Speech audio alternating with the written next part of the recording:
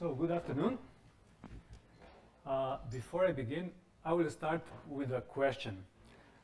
First, was anything said about the market size of the semiconductor industry earlier today? No? Okay, great.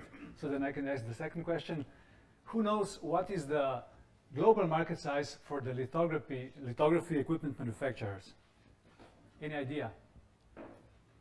So, okay, it has been $40 billion last year, and it is expected to grow by 8% until the year 32, which means it will double by then. And what I wanted to say is that there is an immense opportunity out there, and we are there to go for it. My name is Tadej Pukl. I'm a sales manager at Cosylab, and today I will talk not about some new technology, but rather how we are helping our customers in this domain and related domains achieve their targets, bring their products to the market, and also how we find work for ourselves.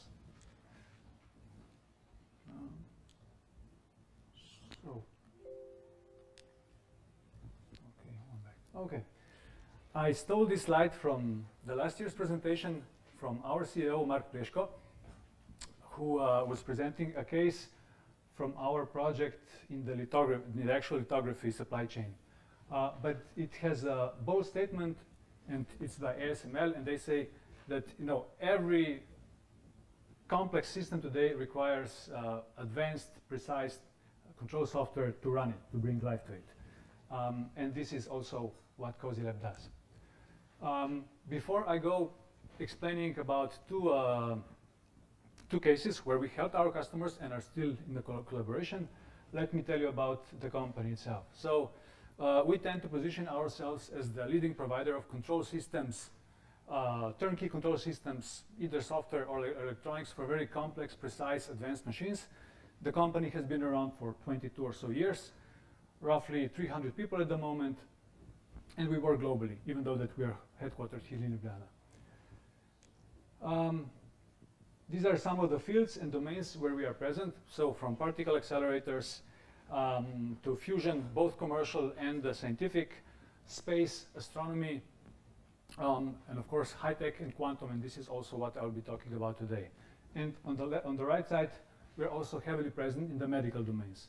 And again, even though that we do not produce particle accelerators, quantum microscopes, nuclear reactors, or tokamaks, we provide the glue that binds the subsystems in those products or big systems together and makes them tick. So yeah, in the end, we deliver software and some electronics. This is what we do, but it is really much, much more than that. It takes a kind of I would call it an engineering partnership with our partners, with our customers, where we work end-to-end from the very early stages of requirements and engineering, thinking about the life cycle of the product, basic architectural decisions, all the way to of course, development, integration, testing, commissioning, and certification, and also then some support later on.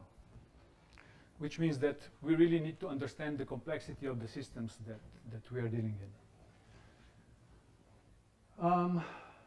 So I will briefly present two cases of our collaboration and how we actually managed to persuade the first customer to actually work with us. So the name of the company is Kunami. It is a Swiss venture capital-based startup, well, not anymore a startup, and a spin-off from the Basel University.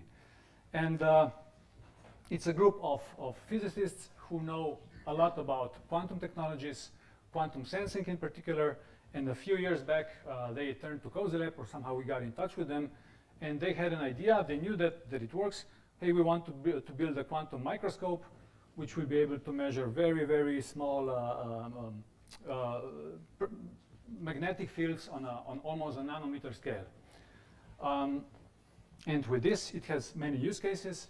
For example, also in the semiconductors, in lithography. So when the silicon chips are created, you can use this microscope to actually measure what's happening on the chip, on the silicon wafer itself, detect problems, and then trace back to the manufacturing process and figure out how you can reduce yield, improve quality, cut down cost.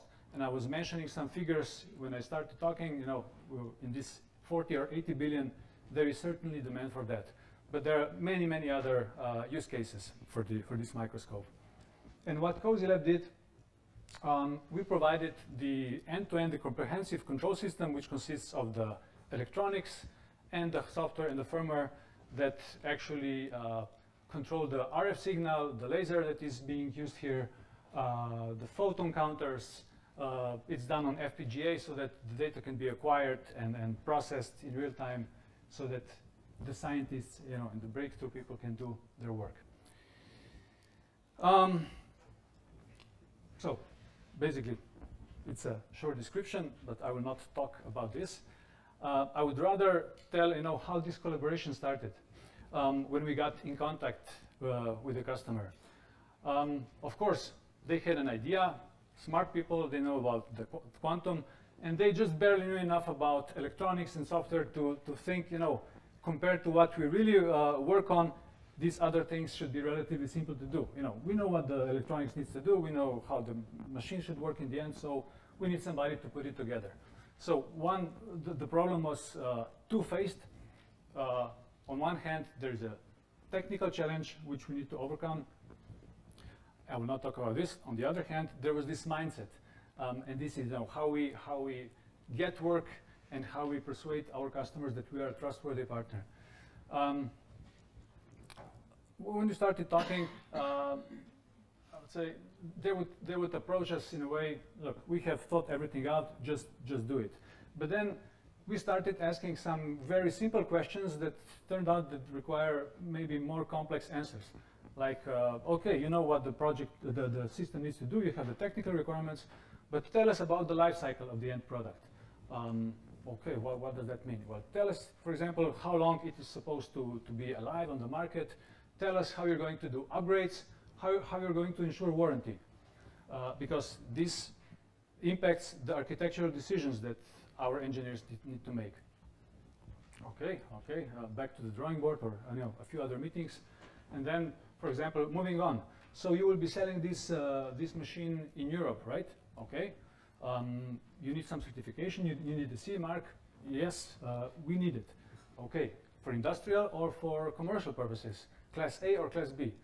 Okay, let's think about it. You know, it makes a difference.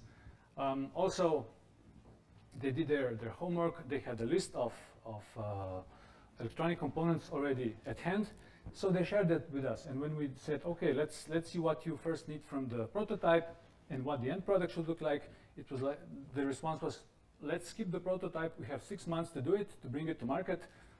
Here's the list. Just, you know, put it together and make it work. And again, on the list there was some, for example, test and development boards that included FPGA chips. And okay, then the question was, do you know what kind of warranty you're getting from the manufacturer for these components, and what warranty you're willing to offer to your customers? Because, you know, on a test and development board you would get 60 days. And okay, they said, okay, but then we'll just buy them on stock, and when something breaks down, we will replace it. Okay, but did you read the end user license agreement? What do you mean? Well, it says that these boards can only be used for testing and development purposes, not for real commercial use.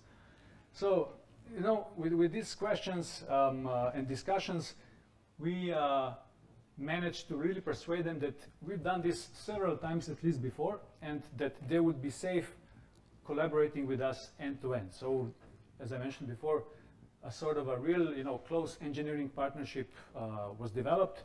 And we really stayed with them from the very, you know, refinement of basic requirements, technical and business, to the very testing, EMC testing, certification. And also we continue the collaboration with several upgrades. We even assembled those electronic units for them. So many insights, and feel free to ask more detailed technical questions, because I see here are some people in the audience that have their hands dirty. Another example, and I also see a person in the audience, is with an Austrian partner where it went much smoother. And it was about, it was about helping bring the TRL level, and it is still an active project, of a quantum gyroscope. So when we were, I think, finished with the previous project, we were somehow approached or got into contact with Silicon Austria Labs, which is the leading Austrian center for electronic-based systems. And at that time, Silicon Austria Labs already had an idea, and they were looking for consortium partners that would apply together for a call at the Austrian Research Promotion Agency. And the scope of the call or the proposal was how to industrialize or bring closer to industrialization the quantum gyroscope, which is the next level from the current level or from the current generation MEMS gyroscopes. So it is more accurate, has more drift, less drift, and so on. Again, this collaboration started, and you can see some of the partners also there. And again, Cosylab is not developing the gyroscope itself, but rather the control equipment, which consists again of electronics and the software used to run it. Currently, this is FPGA based, but in the next stages, of course, it will be migrated to the dedicated ASIC platform.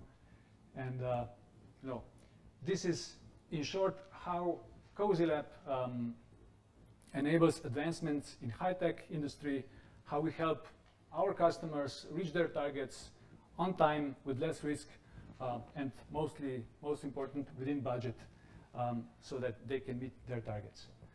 And this more or less concludes my presentation, and I would like to thank you for your attention.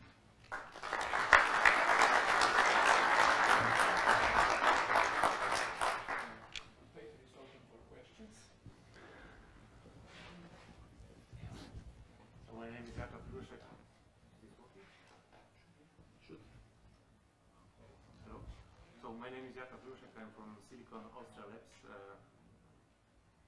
Guilty for having a project with Cosylab. My question is, how do you see the journey from basically after we finish the project in 2 years? Do you have already some roadmaps in mind how to continue and expand the lines? Well, it is always the strategy is always to keep working rather than find new separate projects. On one hand, with the current project and with the previous one, we are gathering a lot of experience, mileage, and we have also set on a path to create the quantum field or domain, one of the strategic pillars at Cosylab. And yes, for the continuation of this project, I cannot tell exactly, but certainly it is our interest to keep the collaboration and development. Any other question? So I have a question. In Cosylab, you are using electronic components which are available on the market. You don't do the design by yourself, I guess. We don't design microchips, but we design the electronics that consists of what can be bought on the market. But when we do it because let's say a bigger subsystem cannot be bought off the shelf. Okay, I'm asking that because if you want to achieve some extreme performances which will happen in the future, then the only way to go is microelectronics. There is no other way, or nanoelectronics, whatever.